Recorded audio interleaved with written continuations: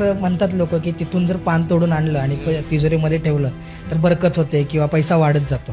आणि त्या वटवृक्षाच्या याच्यामधून आवाज एक येतो, तर तो आवाज खरंच येतो का? नाही, तेव्हा लोक म्हणायचे की महाराजांच्या वटवृक्षाखाली अशी एक छोटी देवळी आहे, तिथे एक वाक्य लिहिलं होतं, हम गया नाही जिंदा आहे. तिथं जर आपलं डोकं आत घातलं तर आपल्याला आवाज येतो की हम गया नाही जिंदा आहे किंवा भिवू नकोस मी तुझ्या पाठी, असं म्हणायचे. पण एक लौकिक अर्थानं जर बघितलं तर महाराज सांगतात की भिवू नको मी तुझ्या पाठीशी, ते कानात घुमलेलं आहे ते दिसतंय. पण असा कुठला एकदम काय म्हणतात की चमत्कारिक बाब म्हणून त्याच्याकडे बघण्यात काय अर्थ नाही.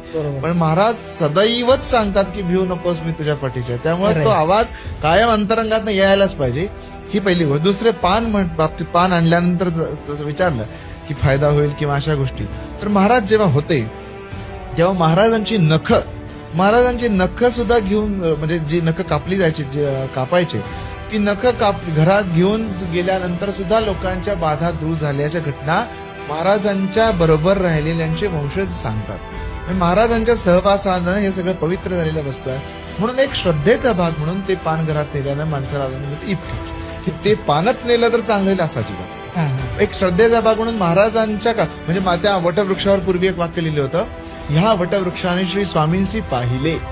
एकच माणूस जिवंत आहे, एकच जिवंत आहे, दुसरं काय आहे? बरोबर. भिंती हे सगळं नंतरच आत्ताचं केलेलं आहे. पण महाराजांच्या खाली, महाराज जेव्हा अक्कलकोटात आले तेव्हा महाराज म्हणायचे ना, वडाचं झाड